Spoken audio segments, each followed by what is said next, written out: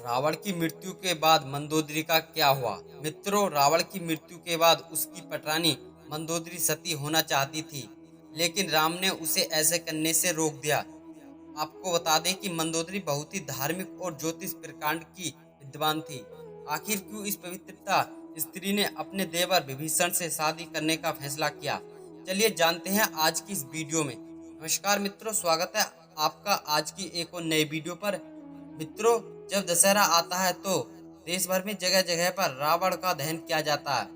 रावण की मृत्यु के साथ ही राम की जीत हुई थी। उस दिन हिंदू धर्म में जीत की खुशी में दशहरा का त्योहार मनाया जाता है। रावण के परिवार में दो लोग सीता के अपहरण और युद्ध के खिलाफ थे। वह थे भाई विभीषण और पटरानी मंदोदरी। दोनों बिल्कुल नहीं चाहते थे कि युद्ध हो और लगातार रावण को सीता को सम्मान पूर्वक राम को लौटाने के पक्ष में बोलते थे, लेकिन ऐसा नहीं हुआ। लड़ाई हुई, रावण मारा गया। उसके बाद राम ने लंका का राजपाट रावण के छोटे भाई विभीषण को सौंप दिया। आपको मालूम है कि रावण की पत्नी मंदोदरी का क्या हुआ? आखिर उसने विभीषण से शादी करने का फैसला क्यों किया, जिसके पीछे लंबी कहानी है। एक कथा के मुताबिक मधुरा नाम की एक अप्सरा कैलाश पर्वत पर भगवान शिव की तलाश में पहुंची। तलाशते हुए वह जब भगवान शिव के पास पहुंची तो उसने भगवान शिव के पास पार्वती को नहीं देखा और वह भगवान शिव को अपनी तरफ आकर्षित करने का प्रयास करने लगती है। जब कुछ समय के बाद वहां माता पार्वती पहुंची, माता पार्वती ने मधुरा को भगवान शिव को अपनी तरफ आकर्षित करते हुए देखा और वह क्रोधित हो गई। माता पार्वती ने मधुरा को श्राप दिया कि वह 12 साल तक एक मेंढक बनी रहेंगी और उसके बाद मधुरा को अपनी गलती की कीमत चुकानी पड़ी और कष्ट का जीवन शुरू हो गया। जिस समय यह सारी घटना घटी उसी समय कैलाश पर्वत पर असुर राजा माया अपनी पत्नी के साथ तपस्या कर रहे थे। दोनों एक बेटी की कामना के लिए तपस्या कर रहे थे। 12 वर्षों तक तप कर रहे थे। इधर मधुरा पुणे में ही रोने लगी तो भाग्य से असुरराज और उसकी पत्नी दोनों पुणे के पास ही तपस्या में लीन थे। जब उन्होंने रोने की आवाज सुनी तो वह पुणे के पास गए। वहां उन्होंने मधुरा को देखा, जिसके बाद मधुरा ने पूरी कहानी सुनाई। असुरराज ने तपस्या छोड़कर मधुरा को अपनी बेटी के रूप में स्वीकार किया। असुरराज ने मधुरा का नाम बदलकर मंदोदरी कर दिया।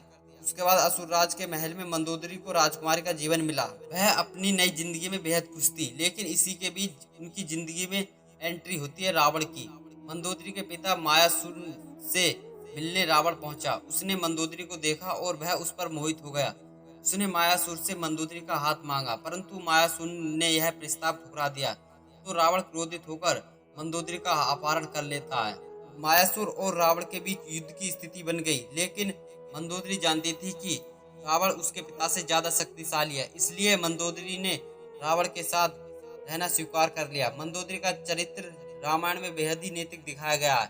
जब रावण ने सीता का अपहरण किया तब मंदोदरी ने इसका विरोध किया। मंदोदरी बार बार रावण को यह समझाने का प्रयास कर रही थी कि दूसरी की पत्नी का अपहरण करने का अपराध ना करे, लेकिन रावण नहीं माना। आखिरकार रावण का राम के साथ युद्ध हुआ। रावण की बुरी तरह हार हुई और वह मारा गया और मंदोदरी विधवा हो गई।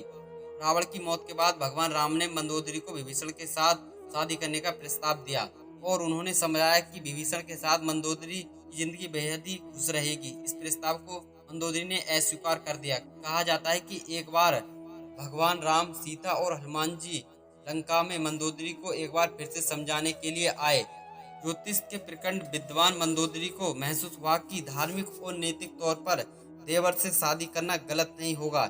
यह महसूस होने के बाद उसने यह प्रस्ताव स्वीकार कर लिया। उसके बाद मंदोदरी की शादी विभीषण के साथ हो गई। रावण की मृत्यु के बाद मंदोदरी के बारे में वाल्मीकि रामायण में ज्यादा कुछ नहीं कहा गया, लेकिन रामायण के दूसरे वर्जन में मंदोदरी के बारे में काफी कुछ कहा गया है। रावण के मरने के बाद जब मंदोदरी विधवा हो जाती है तब भगवान राम विभीषण को सलाह देते हैं कि उसे अपनी भाभी से विवाह कर लेना चाहिए। उन दिनों यह परंपरा मान्य थी, लेकिन विभीषण की पहले से ही कई रानियां थी और इसके लिए वह तैयार नहीं था। कहा जाता है कि अगर विभीषण शादी कर लेता तो उन्हें रावण की जगह लंका का शासन करने का अधिकार मिल जाता। हालांकि यह भी कहा जाता है कि विवाह शारीरिक तौर पर पति पत्नी के तौर पर एक दूसरे के यौन संबंध की बजाय विशुद्ध राजपाट से जुड़ा था, क्योंकि मंदोदरी भी चाहती थी कि उसके पति के निधन के बाद लंका में स्थायी और समृद्धि बने रहे और राम के साथ शत्रुता की बजाय मित्रता बनी रहे।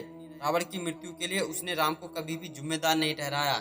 एक वजह यह भी बताई जाती है कि रावण के निधन के बाद मंदोदरी सती होने जा रही थी, लेकिन राम ने उसे ऐसे करने से रोक दिया। इसके बाद मंदोदरी के पास देवर से विवाह करने के अलावा कोई और विकल्प नहीं बचा और इस तरह मंदोदरी ने बाकी का जीवन विभीषण के साथ गुजारा। तो दोस्तों, आज की वीडियो में बस इतना ही। हम उम्मीद करते हैं यह वीडियो आपको पसंद आई होगी। अगर वीडियो पसंद आए तो वीडियो को लाइक करें, चैनल को सब्सक्राइब करें। धन्यवाद।